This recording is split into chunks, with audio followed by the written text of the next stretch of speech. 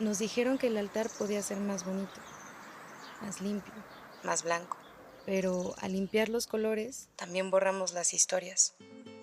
El altar no nació en un catálogo, nació en los pueblos, entre tierra, humo y memoria.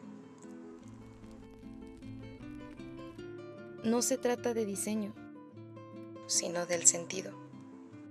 Cada flor, cada objeto, lleva el peso de una historia viva. Porque el Día de Muertos no es una tendencia estética.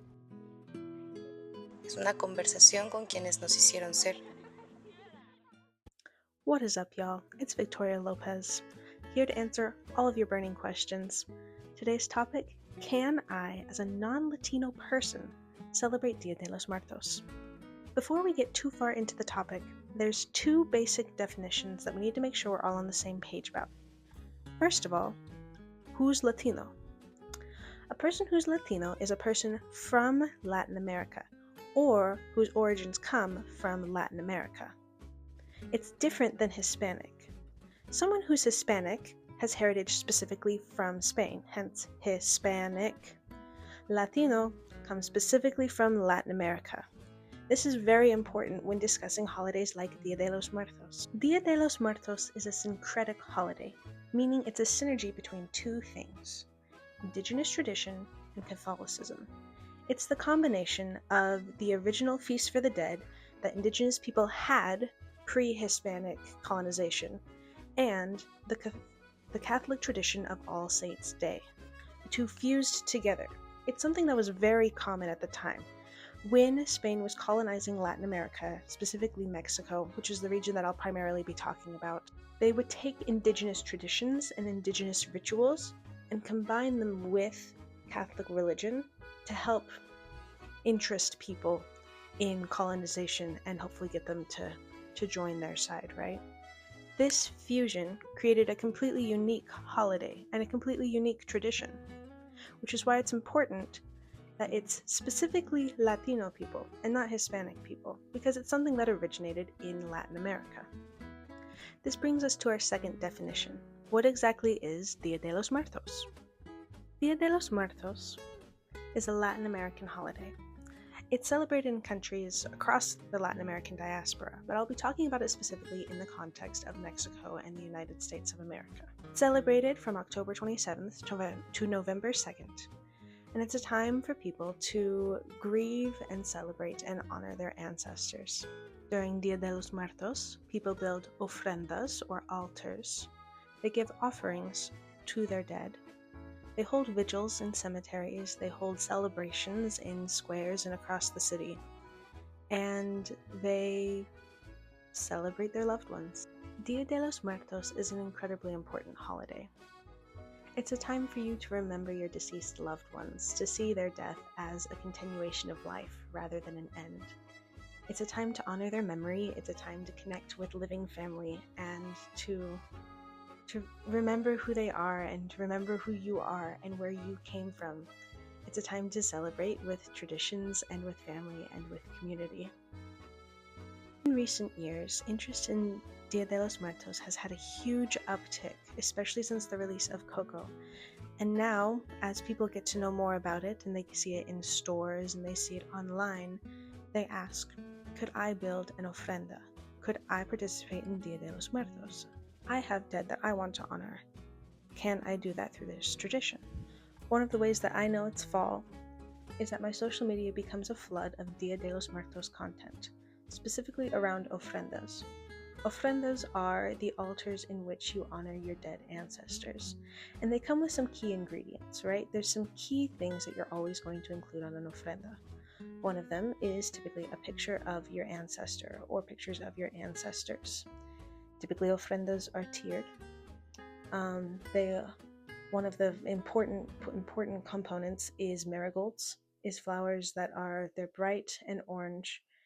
And if you don't have marigolds, people will post DIYs of how to make your own paper marigolds so that you can still include them on your altar. They include candles, they include food that your loved ones enjoyed, they include water, they include important mementos from your loved ones or things that you remember them by. And part of this social media content are those like DIYs on how to make an altar on a budget, or how to make it yours or specific to you. Different things you could try, how to make an arch, how to make the flowers, how to make it tiered with cardboard boxes. One of the interesting patterns that I've seen specifically on my social media feed is the focus on ofrendas specifically for pets. An ofrenda to honor your pet. And I see this a lot with non-Latino people asking the question, hey, my deceased pet, my pet who I loved all of my life, they've recently passed away, right? And I would love to honor them. They meant so much to me, and I would love to honor them. And I've heard about Dia de los Muertos. Would it be appropriate for me as a non-Latino person to build an ofrenda? Could I celebrate them this way? And as you can see, the response to that is rather mixed. Muertos is traditionally celebrated on November 1st and 2nd, but we believe that pets come to visit us on October 27th. There's a lot of history behind these ofrendas, but essentially it's an altar. And the most important piece of this altar is their photo. Any photo you have of your dog, your cat, iguana, so they know exactly where their altar is.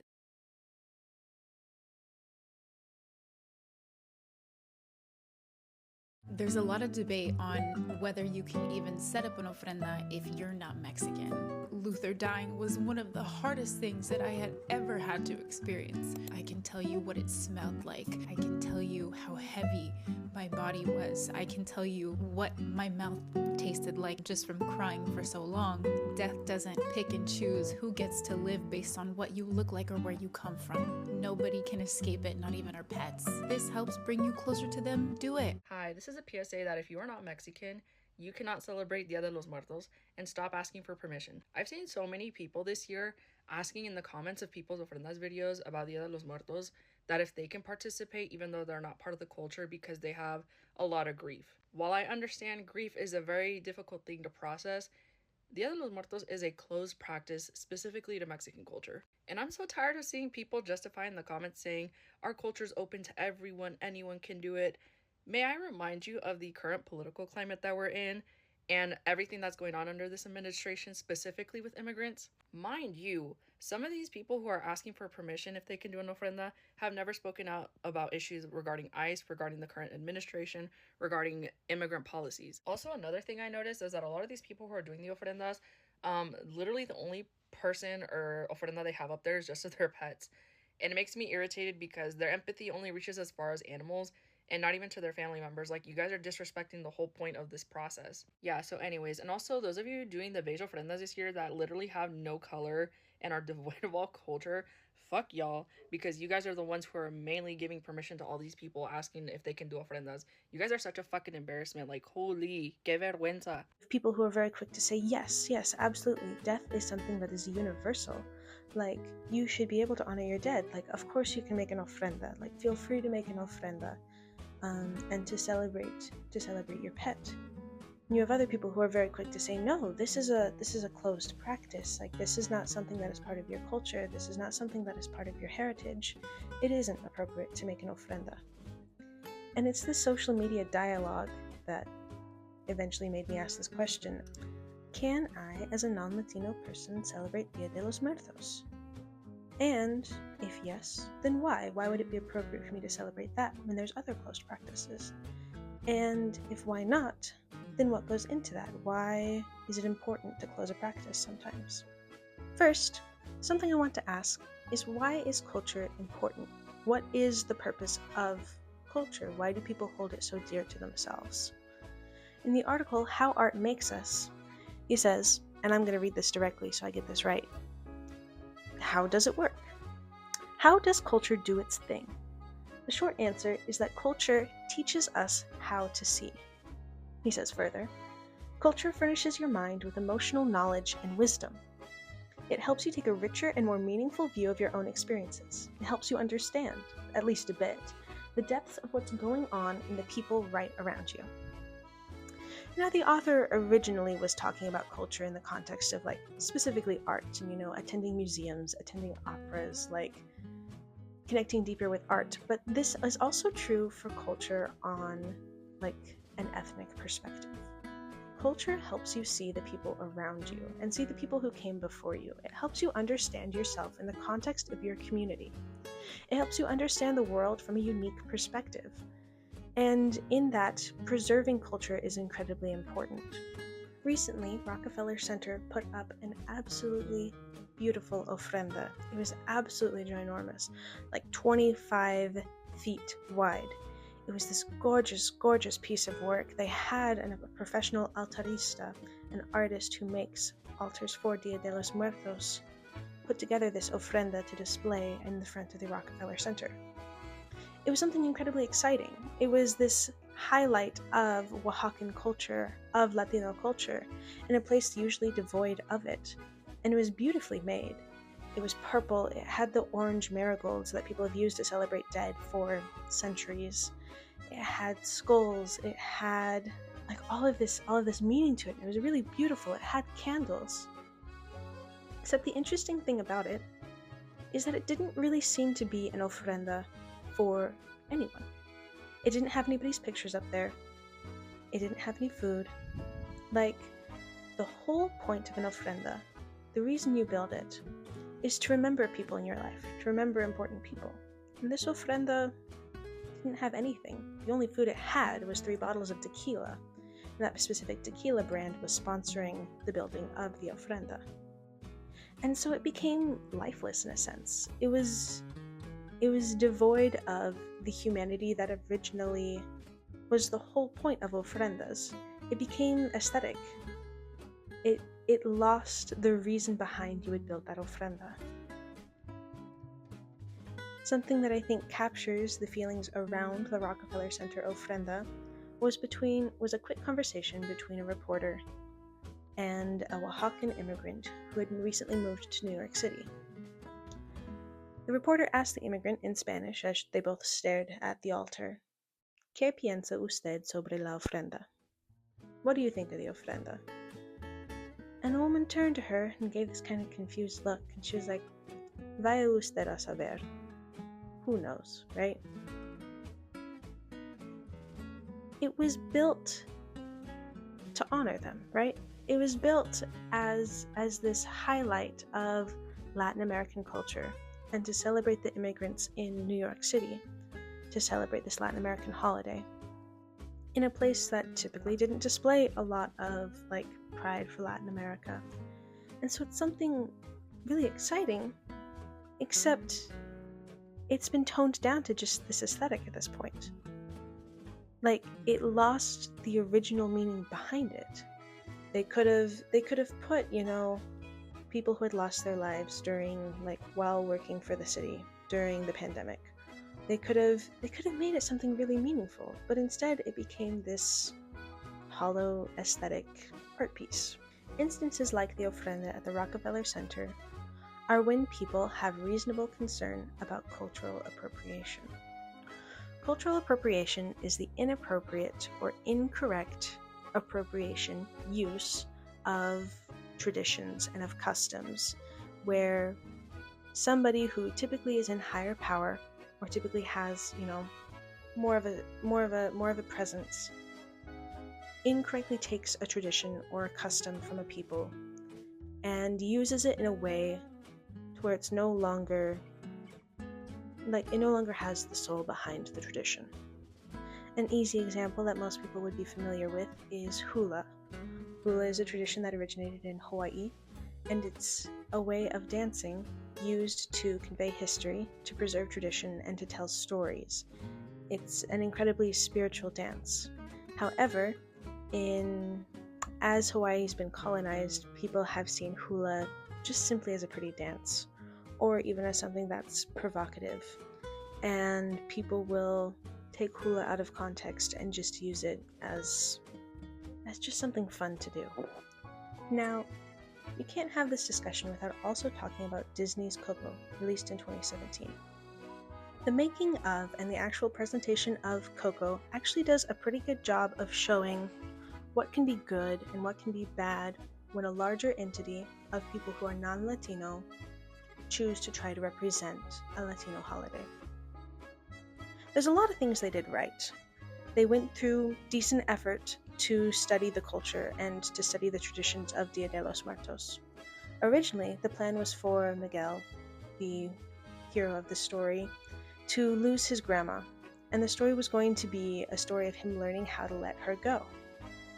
But as they studied Dia de los Muertos and as they became more informed, they realized, wait, that's not the point of Dia de los Muertos at all.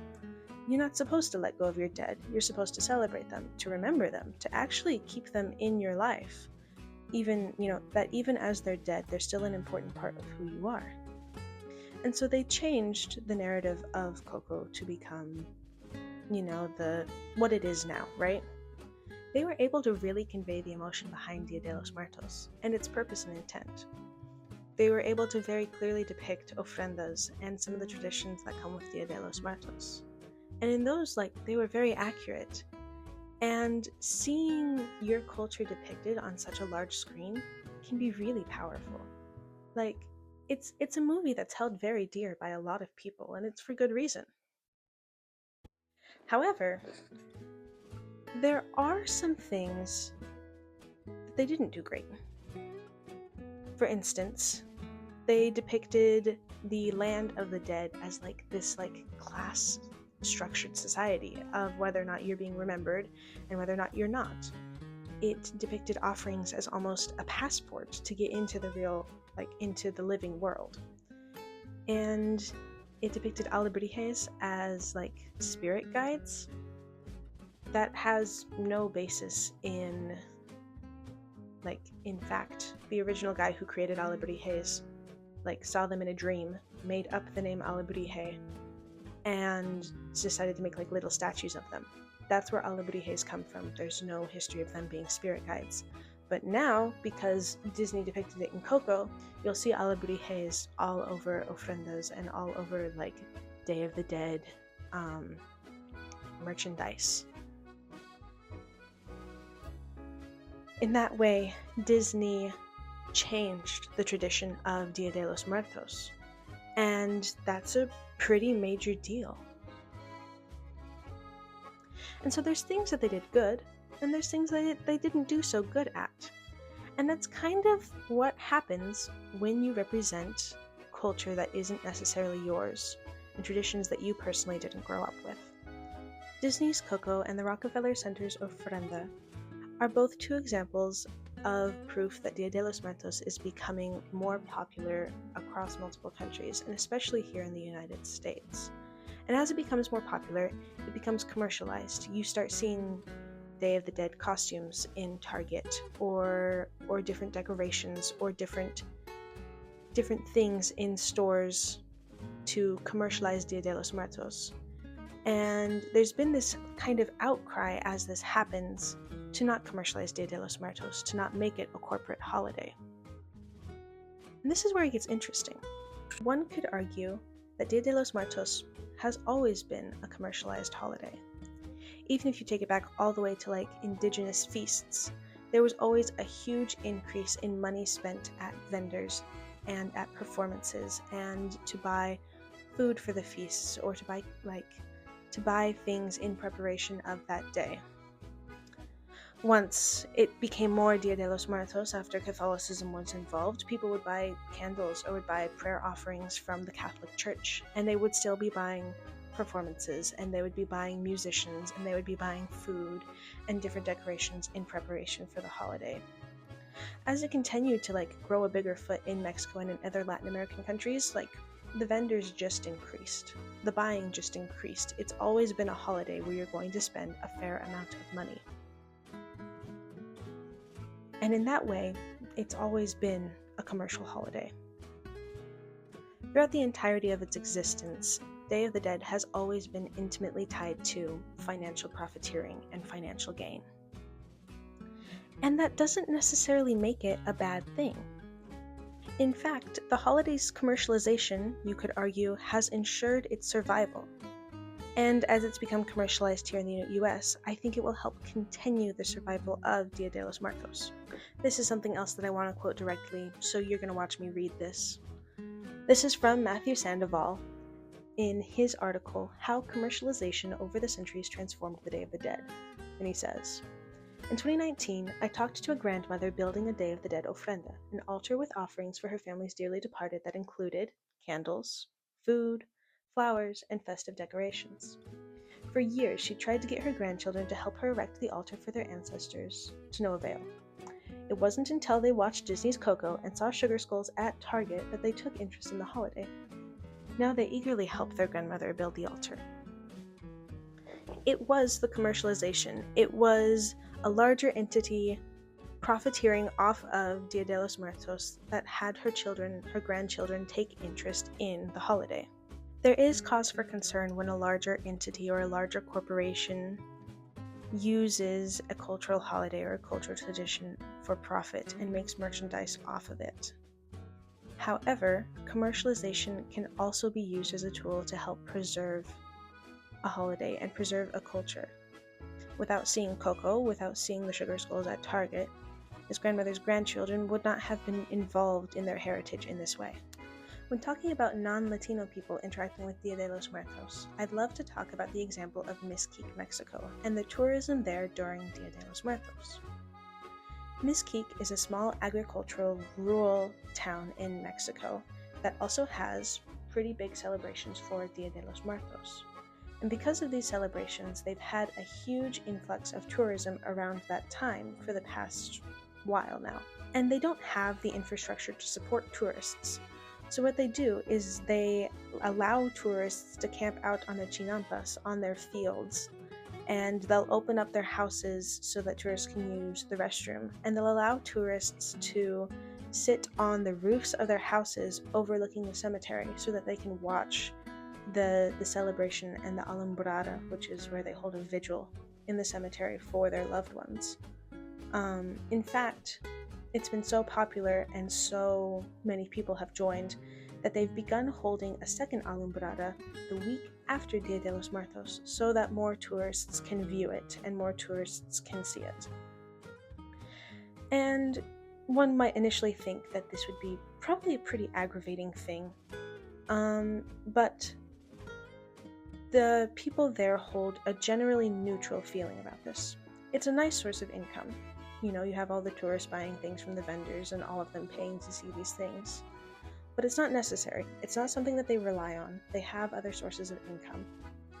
And they're actually pretty neutral and happy that the tourists are there, unless the tourists are drunk or unkind or causing such a disruption with the number of them that are there that they kind of begin to mess with like the structure of the town. Some people have concern that this influx of tourists around Dia de los Muertos has turned it into more of a fair or a spectacle. However, it has also revitalized local traditions and helped preserve the traditions and the artifacts and the architecture around Dia de los Muertos. The town is so much more involved in it, and it's reinvigorated the holiday for them. It's resulted in a sense of pride for the community around their heritage, and it's helped bring them closer together. Commercialization and tourism is and has been transforming Dia de los Muertos and how Dia de los Muertos is celebrated. For instance, with Coco and the alebrijes, those were originally just some guy's dream and he happened to make dolls out of them, but because of Coco, those alebrijes are inherently tied to Dia de los Muertos. Or Mesquite's second alumbrada, that second celebration in the cemetery, is because the tourists were there. And so they are changing how we celebrate Dia de los Muertos. However, it's also giving a new generation a chance to celebrate their culture and to celebrate their heritage and their traditions. However, as Dia de los Muertos evolves and as we allow it to change, we have to make sure that it's changing in a way that continues to honor the reason we celebrate it in the first place. For instance, a new trend on social media is posting beige ofrendas that are specifically all white. The candles, the decorations, the frames, the pictures, the food is all this monochrome color. And that doesn't honor the tradition as well. That beigeness, it makes it aesthetic. The colors behind your ofrenda have real meaning. The color is an integral part of where it comes from. And making it beige is just to make it aesthetic. Or having an ofrenda specifically for your pet. More and more people are making ofrendas, but only including their pet on them, or their couple pets on the ofrenda. While pets can be definitely included on an ofrenda is meant to honor where you come from, and meant to honor your ancestors and your people. When you're only including your pet, you're neglecting that aspect of it, and you're neglecting that communal aspect of it. And I think it's it's a small indicator of a larger issue of not being as connected as a society to our community and to our family and where we come from. It's an indicator of isolation, almost. Your ofrenda shouldn't just have your pet on it. It should have past loved ones, and it should have people that you surround yourself with. And as we saw with the Rockefeller Center, it's important that your ofrenda includes the key components of an ofrenda, what makes it an ofrenda. And that's the pictures of your deceased loved ones. It's the important articles to them that you include on the ofrenda. It's the food for their journey. It's the color. It's the things that tie ofrenda to the roots behind it, and not just something pretty that you can post on social media or something that's meant to look nice. Okay, so we've said all these things, but we haven't come to an actual conclusion. Can a non-Latino person celebrate Dia de los Muertos? And the thing is that Dia de los Muertos is inherent to a Latino identity. All of the traditions of Dia de los Muertos, all of the things that you do, the reason behind it is because of what Latino people believe. It's because of the truths that they hold inherent to themselves. The importance of your community, the importance of your family, the importance of remembering where you came from. That's why you celebrate Dia de los Muertos, is because that's what's important to you. And as soon as a non-Latino person interacts with the holiday, they can lose where that came from, as we see with the pet ofrendas, wanting to remember a loved pet, but taking it out of the context of how important family is. It loses the soul of Dia de los Muertos, I'd say. Or with the Rockefeller Center's ofrenda. You could say how great the representation, this is really good, but it's lost its soul. It's lost, the reason you would set up an ofrenda. Culture is developed because of your identity, right? Because of who you are, you do certain things, and you say certain things, and you tell certain stories, and different things are important to you. There is proof of this in Dia de los Muertos. It's an ancestor-centric holiday. It's focused on remembrance and on love and on joy and on grieving in a very specific way because of the identity of the people who celebrate it. And you can't really remove the two from each other. As soon as you try and take just the holiday without the past and the experience and those beliefs, you almost lose the holiday in a way. In a way, you're just taking the traditions and you're just taking the customs rather than the reason that they're held. We've seen that it's good for different things to evolve, right? We've seen that it can genuinely help invigorate a tradition when it evolves and when it changes. We've seen that commercialization isn't necessarily a bad thing. We've seen that imperfect representation can still genuinely be helpful representation. But in all of these things, in the evolution, in the way that things change, it is so important that the soul of the holiday stays the same. And the soul is rooted in the people who celebrate it, and in what they believe, and in what they hold integral to them. You can celebrate your ancestors.